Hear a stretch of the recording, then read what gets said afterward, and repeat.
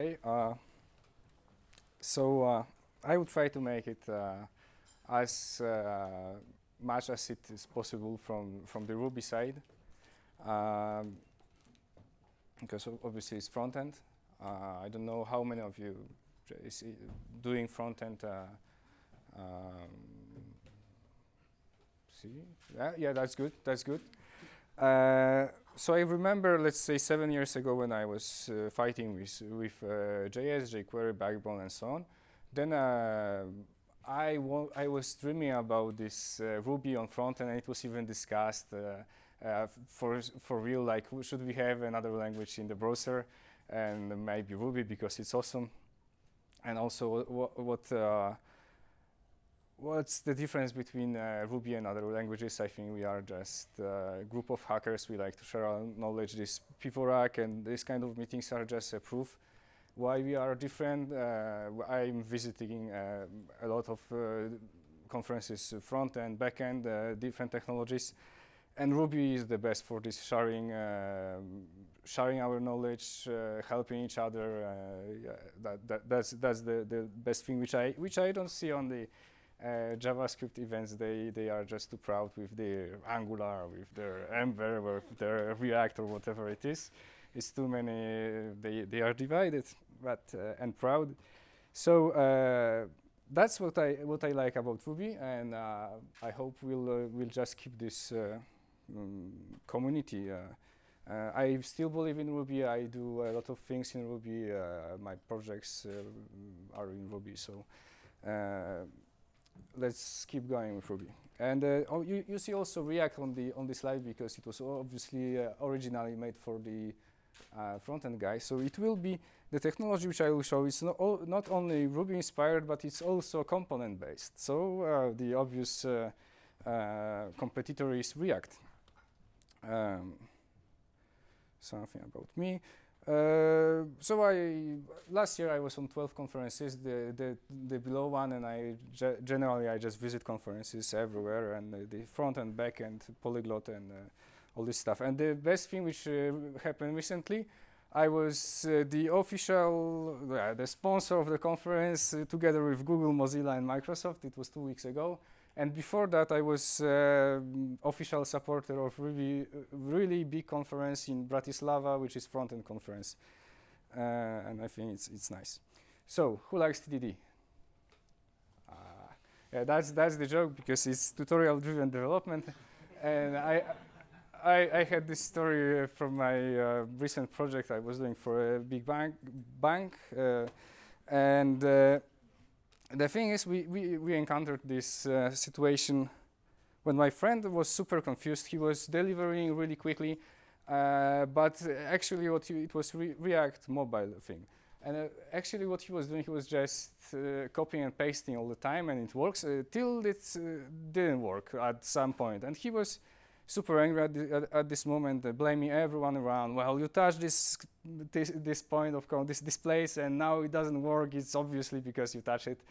And then I checked what's that. I think it's obvious for us Ruby developers. Everything was in backtrace the line. You just go there, then you see the library is broken. So I said, yeah, this library, check it, delete this line or something like this. 5 minutes later, he was a super happy person. And that made me wondering how far we are in this just copying and pasting, following the patterns, tutorials.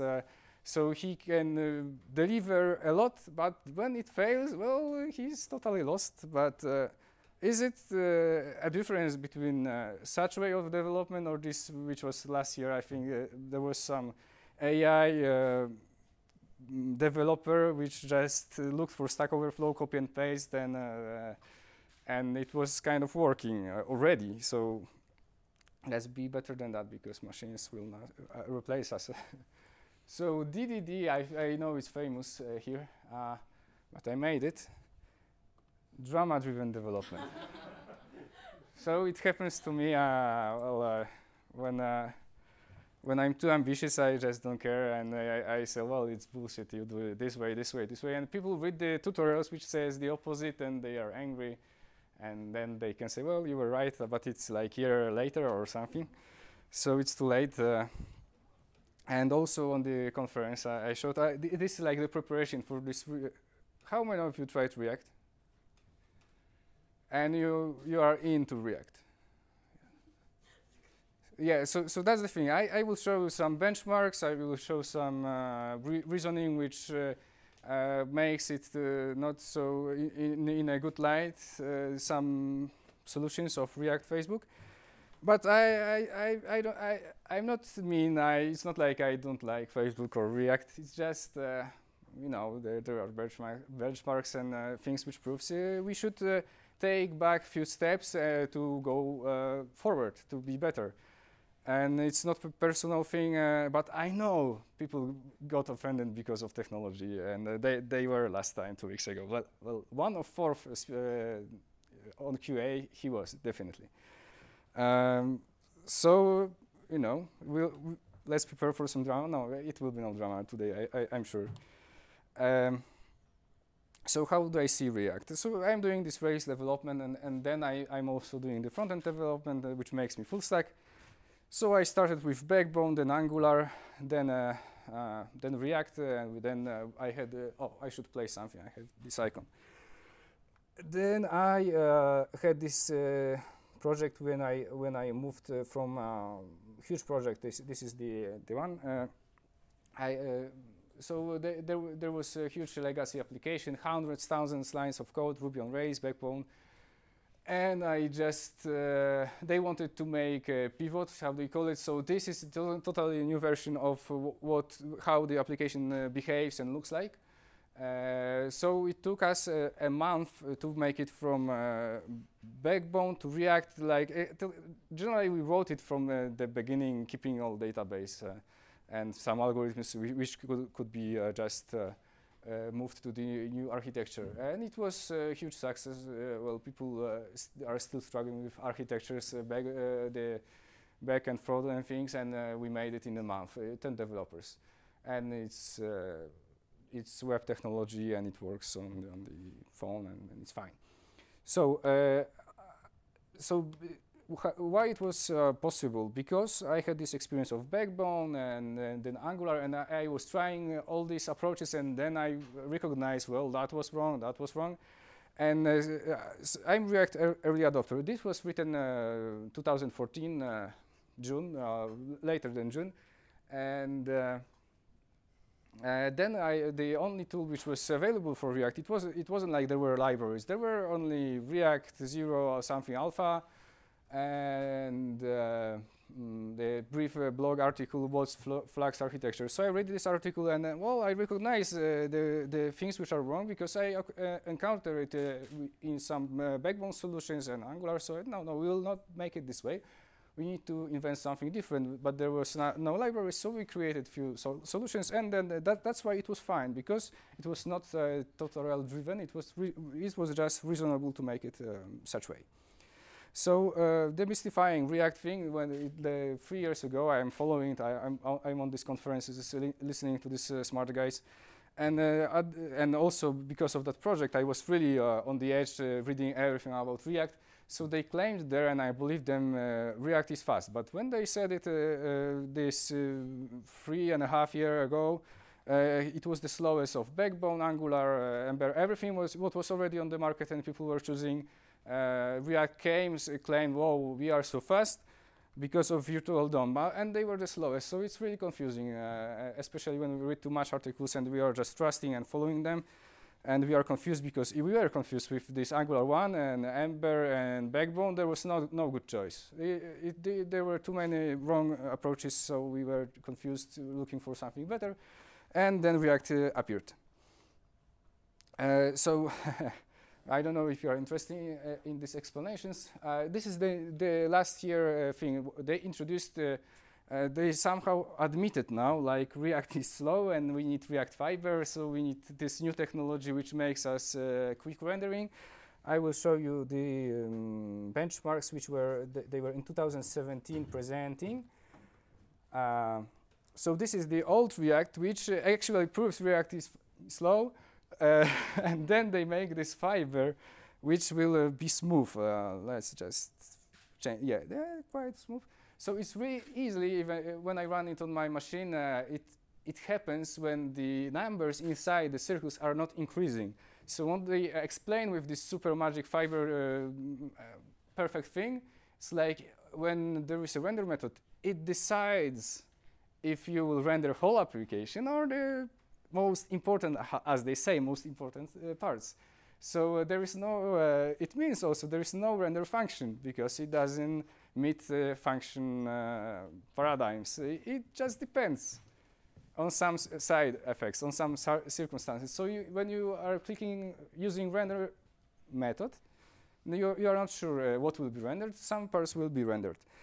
And then I'm sure they have it on production. When I use Facebook, sometimes it's not so performant, and I click something, it doesn't occur, or I even click twice, and then I cancel my previous action because I clicked second time because I thought it doesn't work. And I'm sure it's this kind of technology which is just, well, it's you have no resources, so it ignores some stuff, and that's the thing which allows current React version to do this benchmark in 60 FPS. But is it 60 FPS if it doesn't increasing the number all the time? I can't judge if we should compare it benchmark with other solutions, if other solutions are exactly rendering things, not rendering it partially. And there is a joke about it. Sierpiński triangle is not perfect with React Fiber, which is proven on this side because it's ugly Sierpiński kind of triangle. No, never mind. So I can talk also a bit about the mistakes which are not on the rendering side, but it's also a Facebook technology and it's GraphQL. So the only mistake about GraphQL, maybe the only mistake is just they made this technology. Thank you. They made this technology the query on the front end, which is obviously architectural mistake because user can tweak our API. He can just ask for some things, and we need to artificially limit our endpoint on the server side, so user can't hack it too much.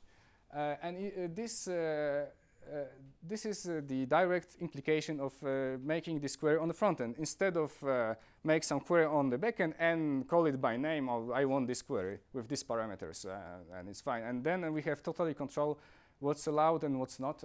And here we have some language on the front end, so which is known by everyone. Small mistake, but huge implications. And how it happens, many people are, well, not you, you can write APIs, but they are attracted with GraphQL. So the thing is, they were saying to us in Ruby community a lot, like RESTful APIs is best practice. Maybe it was, but not for single page applications. So the difference that when these practices for RESTful APIs were invented, it was like we wanted to share our resources with other applications, not single page applications, some applications which scope we didn't knew. So API should be flexible, like just we have some resources, you can ask for it some ways. And with a single page application, there is this one small difference. We know how endpoint will be used. We know exact scope. So we can make our endpoint perfect for our component on the front end. And that's what GraphQL do with this query on the front end. They know they will receive exact data which can be directly injected to the component. So that makes a lot of things easier than don't do models on the front end, views which prepares data from models. Like a lot of overhead is done this way. But if you will just make not RESTful API, but keep in mind, well, this API will be used by this component, and this component needs exactly this data, then that's the right solution. And there is thing which we have no time to talk. It's more front-end shit we don't want to even know about. So the one more really important thing about React, they call it native right now. So they make this virtual DOM, and then they say, oh, it's so awesome because we have this virtual DOM, and it can be interpreted in many different ways. so it can be run everywhere. So I had this experience with writing this React mobile application for Bangalore, like it's like 4 months ago. It was really terrible experience. I like Ruby. I love to make applications in Ruby. It was terrible, but the thing is, we have technology, and that's why I got 18 years ago into web technologies as a kid, because I was excited. I will write my application on my Linux, and my mom, my dad, they can open it on their Windows. That's and still, when we move forward, we can open the web applications on mobile phones. And I never believed in mobile applications. Imagine this: Apple was throttling web applications so they can justify native apps which are stored in App Store. So throttling, which means they were decreasing performance. So you see, native application is obviously better to use. So we should write this. So it's bullshit. Now, today we have enough web standards to make really nice applications which will run on our mobile devices. Like notifications, we can make icon on our home screen. And what else is needed? Splash screen, yeah. And now, and then everything runs like you have no idea it's a web application. And we could say about performance, but I will show soon. Well, we have performance. On this, maybe they don't like me because I said maybe it's just React is slow. Sorry. So bad practices at React. So just if you do want to know the reasoning, like this, when it started to be wrong, I can explain it, even if it's not Ruby. If you don't want to listen to it, I can skip immediately to the technology. So the thing they do is they have these components which are straightly connected with virtual DOM, which are not real DOM elements. And if we will think about HTML at all, it's all about components. We had these basic components 18 years ago, even form, button, and it had some stuff by default. When we used the proper attributes, we could do simple stuff with that. That's the magic of making these applications with components which are portable, because real HTML, the magic is it's portable. It will be open anywhere. We don't need virtual DOM for that. And so what they do, because of how virtual DOM works, they mix presentation and data layers. So now they have, after React appears and said they are fast because of virtual DOM, a lot of new technologies appears which are like, oh, we have better implementation of virtual DOM.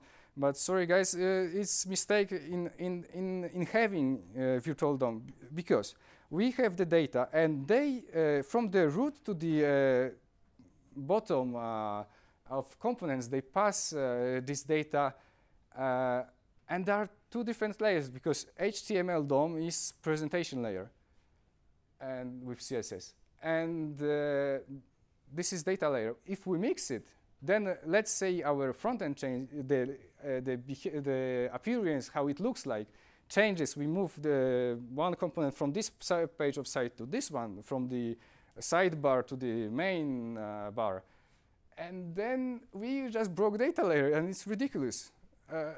These are independent things which we know it from Ray's perspective. We prepare some data and then we use it straight in our HTML, and it can be like this even with components approach. But if we decide to have this virtual DOM, then they need it, because they compare if data was changed on the virtual DOM component level.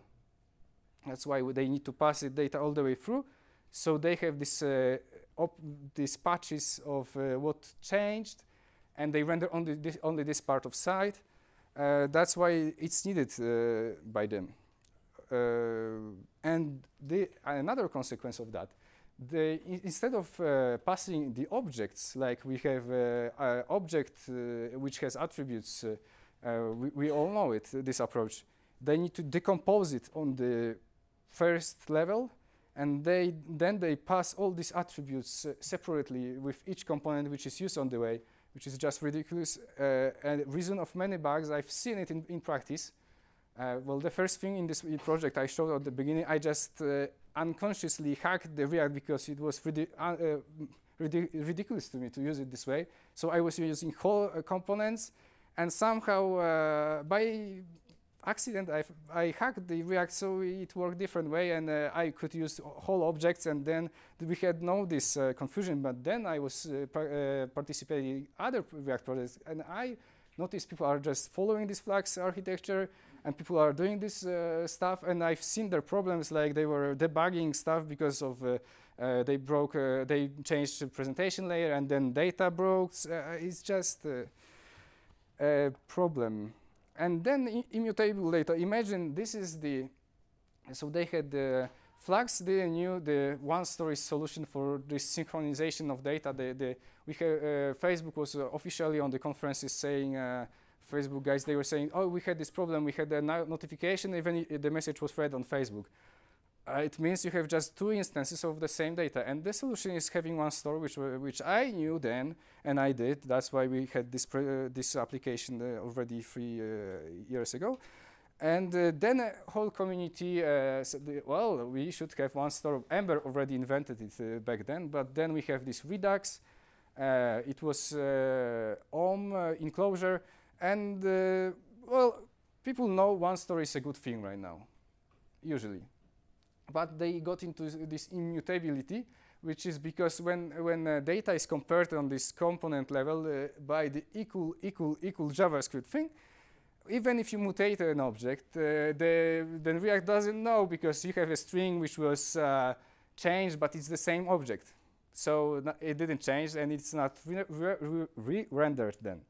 And just because of that, I think it was last season or 2 years ago when I was participating in all these JS conferences, they were super excited. See, we can travel in time. This immutability allows us to see previous versions, and they suddenly said, it's obviously a good tool for debugging, and we have this a lot of examples when they actually transit the state for previous states of our application. But as long as I program, I never encountered a need of this for debugging. Like, state is broken. I have this state when it was broken. I have the backtrace, everything. So I didn't feel this need. And the thing is, they were heavily advertising a side effect, which is ridiculous. Like, it's a side effect of this simple thing. And then everyone was showing time traveling. Since today, I don't see a production application which actually using this. It could be used to undo functionality. They do really simple applications with React. So this first, second, and third mistake are direct implication of virtual DOM. And I claim that Facebook is not a good example of single-page application, because when we think about it, it's just a web application. It's kind of static text wall, and we can see some. I will show some more complex applications soon. So I will not repeat myself, maybe. What I meant by this, it's like to show we have some needs which are true. We need data. And then by this wrong assumption, RESTful API is good for single-page application, we could say GraphQL, we could claim GraphQL is better because they feel it more convenient to inject this data directly to components. But if we will just forget about RESTful APIs for this particular reason, we can do better solutions than GraphQL. And the same thing, we have this approach, DOM is slow, which is just a lie. The reason of React virtual DOM, I remembered it exactly when I was just digging around this new solution. It was just the first solution they invented with the component-based. It was too slow to do anything. So then they invented the virtual DOM, and from this perspective, I trust then from this perspective they can say virtual DOM is fast. But the thing is, apparently the implementation or the original implementation was just slow, and then they released it claiming it's fast, and it was still the slowest one at this point on the market. And then we do this dirty check on the component level, and we can, if we will do the dirty checking on the actual DOM level on each DOM element, if something was changed, Then we have no need to pass data from the top through whole our presentation structure. No need to decompose it to separate values. We can pass whole objects like we do. Grab from store whole objects, pass it to small a bit, not through whole application, and then it just updates when value changes, not when the new object appears. Only when the value of some attributes changes. Then, yeah, let's go forward. So I'm early adopter of this technology. I use it for 2 years. I was mentioning it even 2 years ago when I was here, and I will show some. This time I will show some examples, which are real applications done. Let's say 2013, I believe. So before even React was released. And we have this web application. This is only web technologies, and well, it differs from React because it looks like actual application, which moves and drags and things.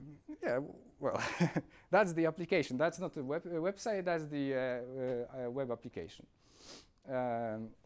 So why is it? Yeah. So why is it Rubylike frontend? So the thing is, the author, some guy from Oslo, Norway, the author of this technology, he started with this dream to have Ruby on the frontend. So that was his original purpose. And because of his hacker, he just drifted slightly away. And finally, this is language and basic and standard library for front and back end. Mostly, for me, the most exciting thing is it's for front end. This is the language. I think the only one existing language which considers in syntax just DOM, DOM objects. That it will be not just a programming language. It will be programming DOM. And I have the second example, but I believe I will show it maybe on Q&A or later. So we have another stack, and let's just compare these two approaches. Let's forget about data because it's just one presentation. So we need this component, and I really believe this is the right solution for front-end when I was trying many different ones. And when we think about this HTML, it was about components from since the beginning. And now we can have this custom components. So when we will not be tricked that the DOM is slow and we'll claim DOM is fast, which I will show in next step, then we can use this DOM and we have all the web standards possibilities. It's not like we need someone to provide to our virtual DOM React technology this functionality from web standards, and now we can use it. Like even animations are a problem with React because we have this virtual DOM and actual DOM, and they need to make the synchronization. So we have special solutions for that. It's just possible to make such things, and with this we work on actual DOM, so we have all the possibilities which are just allowed in browser. Without any additional philosophy, so we don't have this synchronization problem. And then we just dare to check on DOM element level. On each node, we check if something was changed, so we don't have these other implications which affects our productivity, complexity of the application. So let's show some how the language looks like. But first, I will show the benchmark. So we have Imba, Vue, and React, the production version. There was before the React current version development, and it was twice slower than the original. So we also see the library is the smallest from all of this, and the numbers, like let's say 30 times faster. It's nothing. Let's see. This is DOM operations per second, and it's 86,000 per second for 3,000 or more or less 3,000.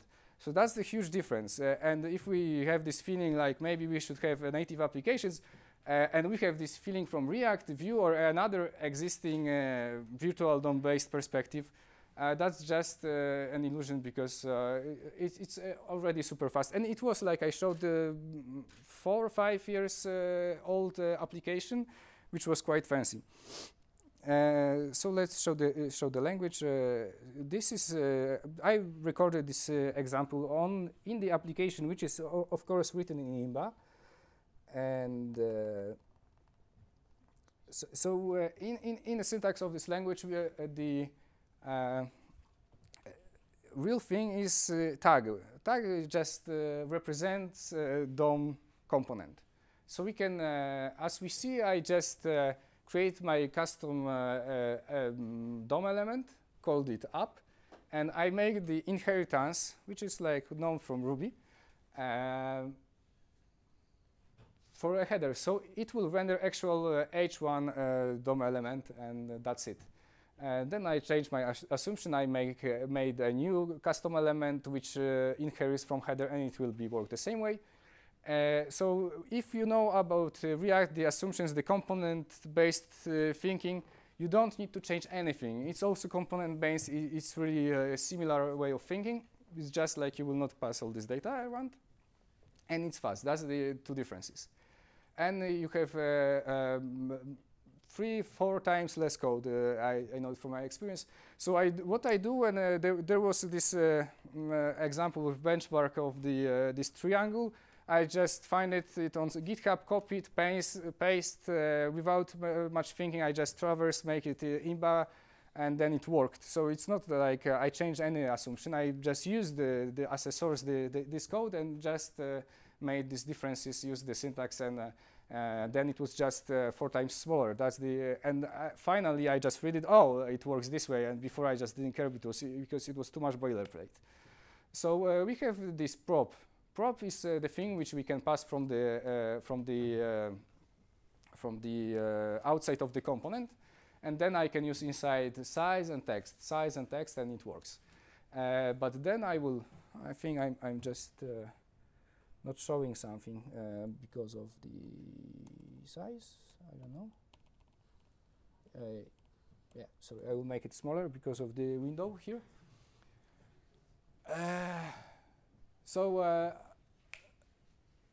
The thing is, I will also show in this example there's a prop and attribute, ATTR. So the difference is the ATTR will be rendered in actual DOM. In HTML, it will be, if you inspect the element in your browser, it will be showed. Let's say I want to use the native align attribute. And then I say it's a prop. So this way I will just pass the data, but it will not be centered because it's not rendered in HTML. It's available in our component, but then I check it to ATTR, and then HTML actually has this line. So that's the way. If we want to, I remember the first implementations of React. They were full of boilerplate, even on this HTML which was rendered. There were a lot of data which were needed for React to work. But is it needed to HTML, to a browser to work? No. So we can choose if it's needed for us, or we just want to actually render it in browser. Let's show some other syntax. So I have this data array of objects, and I will want to make it a list. So my application now is UL element. And if we render, I just want to show names. So I just use the username and iterate for user in people. Like I will call each element in people a user, and then user name is in li. So there is a lot of how to call it. There is a lot of inspiration from Ruby, and as we see, we have the all nice things from syntax, like we don't need to close this HTML tags, but it has a HTML tag shape. And I will just speed it up because I don't know what to say about it. So now I want to make a link.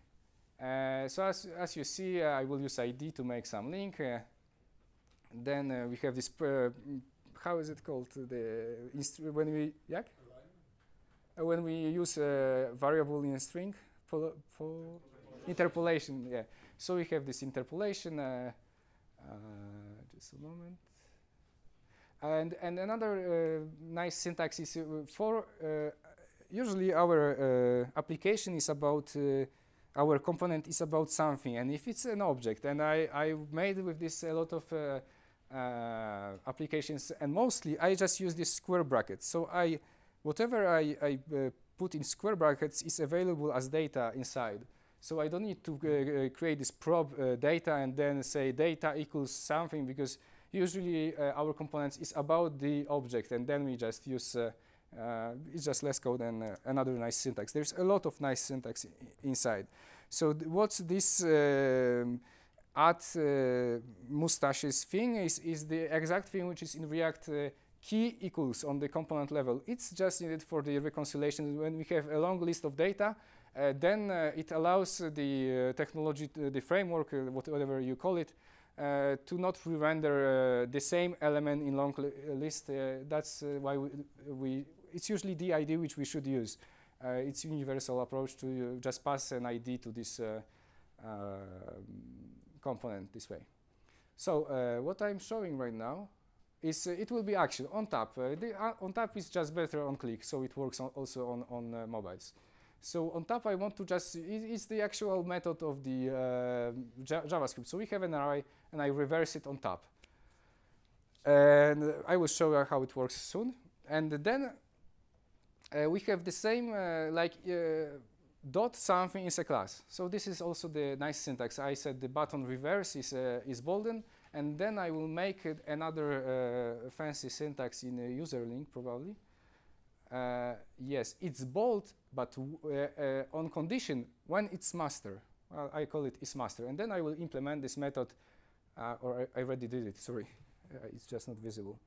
So it's master when data ID equals 1. And as we see on the example, the first element is bolden. So it only applies the class of bold, which in CSS is just font weight bold equals bold to the first element. Because of this, it checks the isMaster method and so on. The last, I think it's the last example, is just this Sierpiński triangle, which, as I said, I just copy and paste. And I don't care about anything, no fancy fiber which doesn't render and cheats technology. It just renders all the time, and it's fucking cheap, and it works as fast as it's needed. So as you see, the code, I didn't change it. It's just 59 lines of code, and the original one was about 200 lines of code. And it's the same logic, and it just works quickly with the technology which was invented long time ago. But yeah. So let's follow the presentation. Oh yeah, no, I think it's end. So you can read about it on imba.io. It's right now author heavily works on the documentation. So for 2 years, more or less, it was kind of all documentation. Now it's heavily on the under construction, and on GitHub. If you will ask on the what's important here is Gitter. He is really responsive, and I'm there. I can answer questions also, and also there are links which are not yet published, and we can share it with these documentation things. I explored myself. It wasn't hard at all. And then there's this screamba.com, which I used for this presentation for these 3 examples. And then at the below is just my site which I sell to my clients to hire me.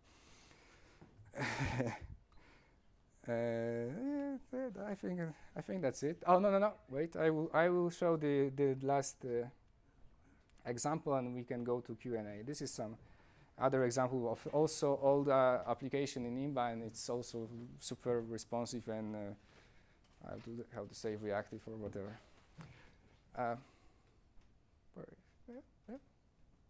Yeah, we can go to questions.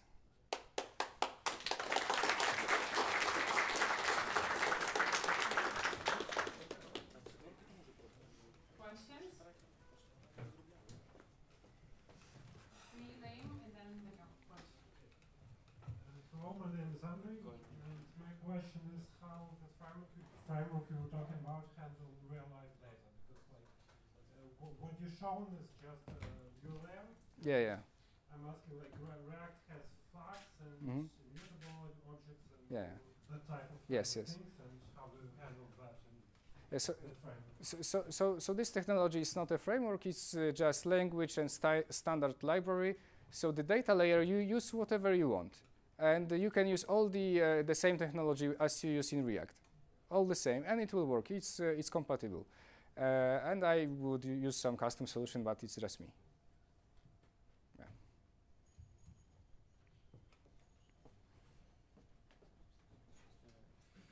Hey, my name is Yaroslav, and maybe I missed up something when you was talking about how it is working under the hood.